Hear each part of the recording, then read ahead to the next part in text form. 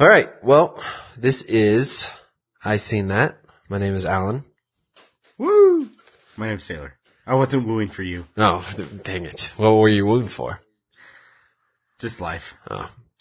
We are coming in to the last week of December. It's that time again. It is that time again. And currently, we are all tied up on Patreon. So for December, we're doing whoever has the least amount of votes on Patreon has to eat a Carolina Reaper. And read the Gettysburg Address? Yeah, get the Gettysburg Address. So you eat the pepper.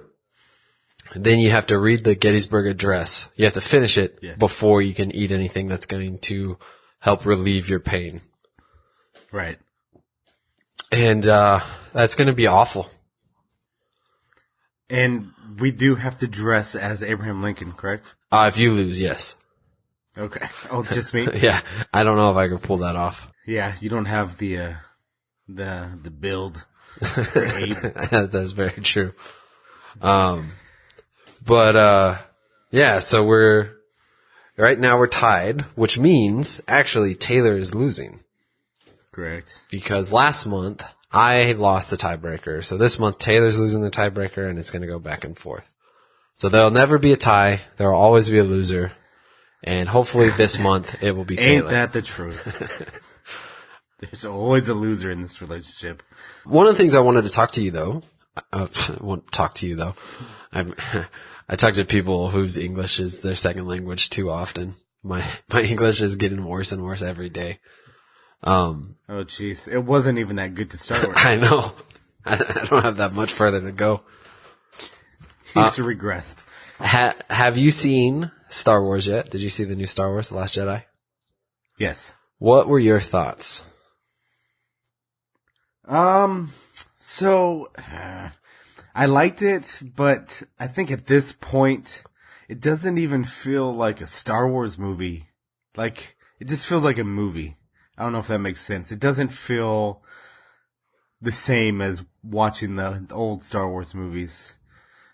I liked it, don't get me wrong, but I didn't feel like it was part of a story.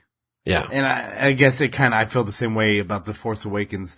I liked it, but it felt like it's not Star Wars. Yeah. I don't know why. I can't place why exactly. It's just how it is. Well, it's kind of like a fan fiction or a fan film. Yeah. Almost. Yeah, pretty much. Which it is exactly what that is. Just a high budget fan film. Yeah. I did not care for it. And then I had the conversation with Nitpicks where we broke it down. I don't know if you listened to that yet. No, I haven't listened to that one yet. But they have a lot of really good points and about how it is subverting a lot of ideas and expectations and all this different stuff. And that's what kind of makes the movie good. And I agree. I think that the things that Rian Johnson, who is the director and writer, was trying to do was really cool and had really good ideas. But I think that they added too much stuff in, like the jokes and the gags and stuff like that kind of ruined it for me. To be honest, I think that that kind of felt like part of it. Like, don't get me wrong, I like little jokes every now and then, but I felt like there was too much, and I think that's part of what took me out of it feeling like a Star Wars movie. Yeah. Not that they weren't funny, it just felt out of place. Well, yeah, I've heard a lot of people complain about, Poe and when he was on the communication line with the general guy. And that one I actually didn't mind. I didn't think that one was bad. I thought that was funny. But it was the lizard nuns on the Jedi Island. Oh gosh. Everything with them I didn't like. It all felt very unnecessary. I didn't like. Yeah, well, kind of everything on that island, to be honest. Yeah. Well, all the animals on that island, or the aliens or whatever, felt very unnecessary. Thing? Yeah. That was weird. Yep. That was, for me at least, it was too weird to be funny. Yeah, I think. Like, what am I watching Luke Skywalker do right now? Well, it wasn't This is even something that I never would have imagined. it wasn't even that for me. Like, I don't care what you do with a character, but it felt so out of place for the movie. You know, like, I think you could have, cause the tone was in a lot of conflict with itself, you know, cause Luke Skywalker is supposed to be kind of this grumpy old, you know, grizzled, like angry guy who is just like a shell of himself. But then he's going around doing all this like cartoony, like jokey, funny things, you know, and it was just like, I couldn't figure out what was supposed to be happening or how I was supposed to feel about what was going on. And it just really bothered me. I think if you would cut out all the alien stuff off that island, the space cow and the giant fish and all that type of stuff, and just have him, you know, arguing with Rey, that could have been really interesting. I did like when she first sees him, and it's like the big moment, you know, that was leading up from the last movie, and he just takes the lightsaber and tosses it over his shoulder. Yeah, I thought that was funny. I had mentioned this to the other guy, Sam and Max, but a lot of people complained about the end of The Force Awakens that Luke was only in it for a second. But like, could you imagine if they would have ended it 2 seconds later? You know, that Luke just takes the lightsaber and then chucks it. Yeah. And then that's the end. And and that's the end. That would have been great. Then you wait 2 years to figure out what happens next. That would have been funny. But it's interesting. If The Force Awakens and The Last Jedi was planned out from the beginning of this is what we're going to do, I think I like it more in that aspect. I have a hard time believing that was the case.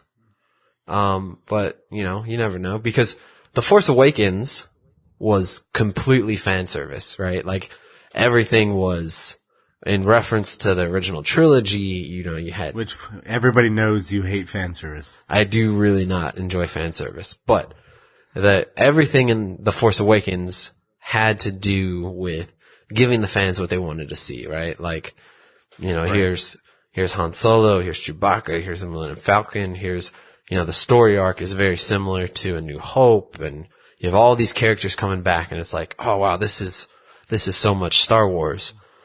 And then Rian Johnson in The Last Jedi is like, okay, well, this is going to be nothing like the rest of Star Wars. This is going to be everything that you're going to expect to happen is going to get flipped on its head, and we're going to, you know, kind of wipe the slate clean.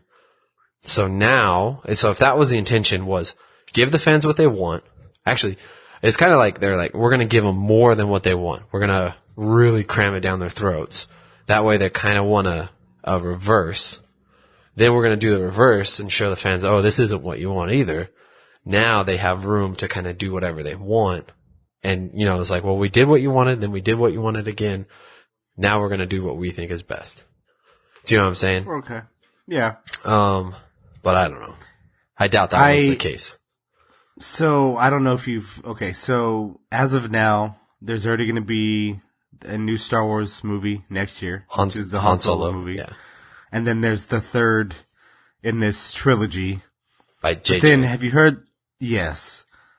But that they're already planning a trilogy. Another trilogy? Rian Johnson's with Rian Johnson? Yeah. That seems like it's going to be a little too much Star Wars. It's already a little too much Star Wars. Yeah. Yeah, I don't know. This is getting to be chore-ish.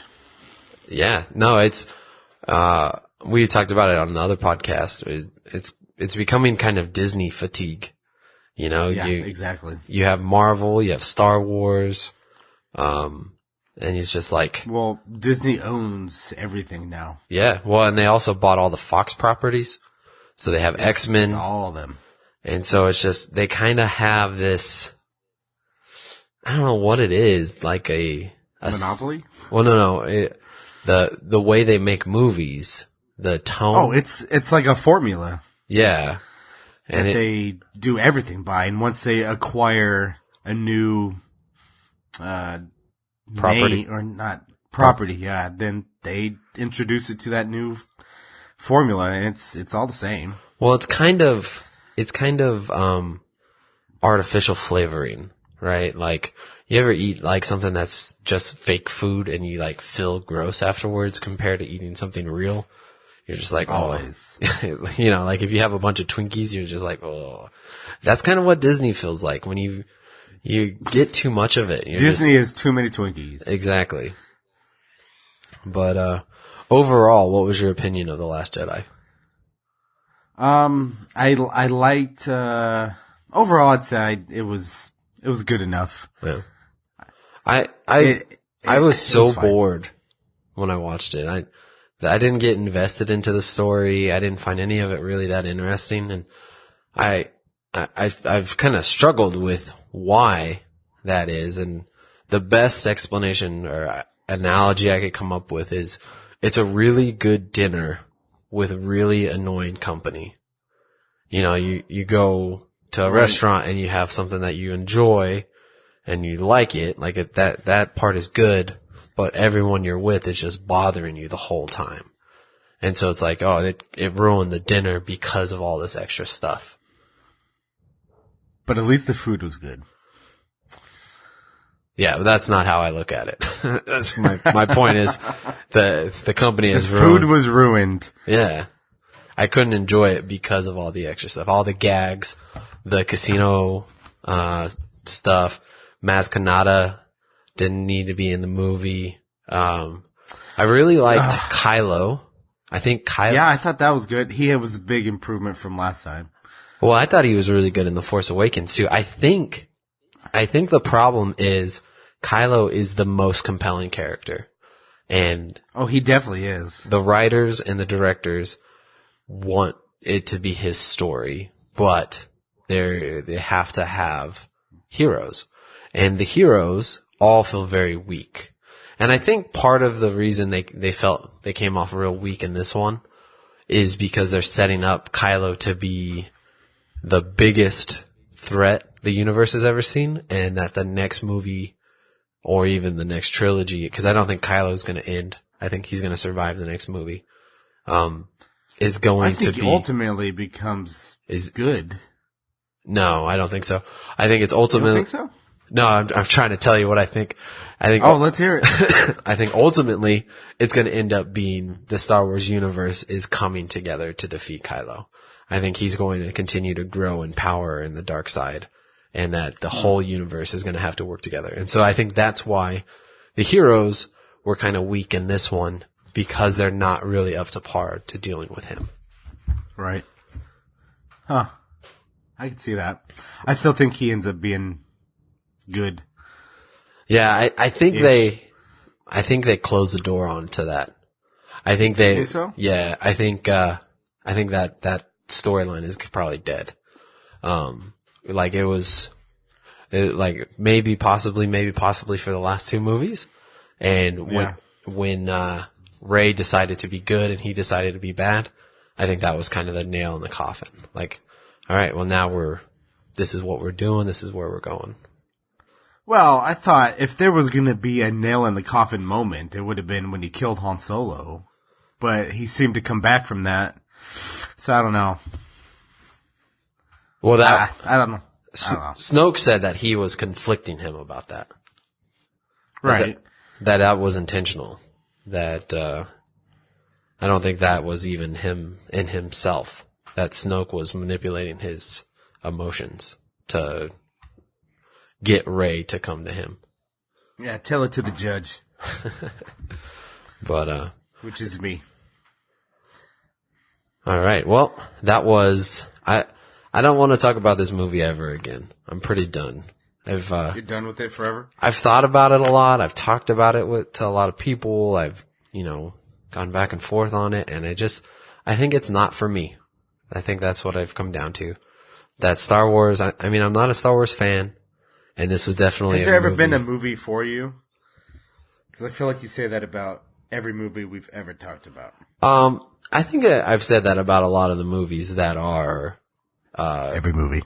Like blockbustery, like Marvel movies and Star Wars movies. And you're more of the indie, hipster movie type. I I don't know if that's fair, but probably It's fair. closer. Like, it's not because Gross. it's not because I think they're cool because they're not mainstream, but it's because they have less hands in the pot. You know, there's it's a much clearer Too vision. many cooks. Yeah. Like did you see The Big Sick this year? Have you seen that yet? Yes. I thought that was great. Yeah, that was a good movie. You know, and it felt very straightforward, and that they didn't, you know, I don't know, it just, like, I just like stories I can buy, you know, like I can believe. And I can't believe Star Wars is real. But like, when, BB-8 took over the AT-AT or whatever it is, I don't think that's an AT-AT, but the chicken walker looking thing, Yeah. it was dumb. They didn't even establish that BB-8 was even near that thing. He just happened to be there and saved the day.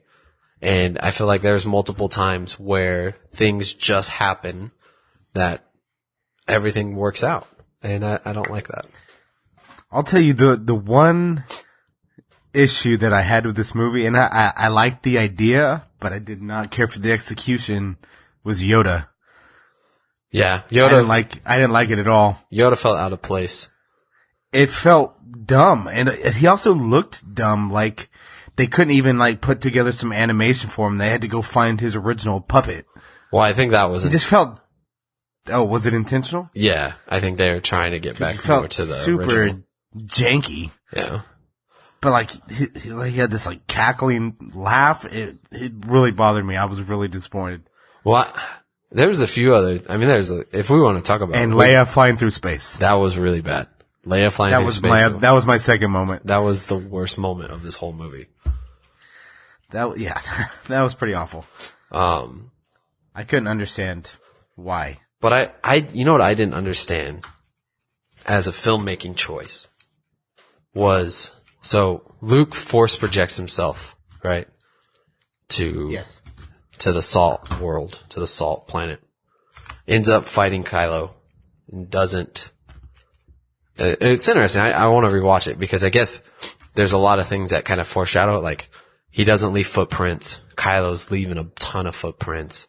Their swords never touch. Like, there's a lot of things to like point out. Like, hey, he's not actually there. But which I'm fine with. I thought that was a cool way to do it. I thought it was a cool reveal.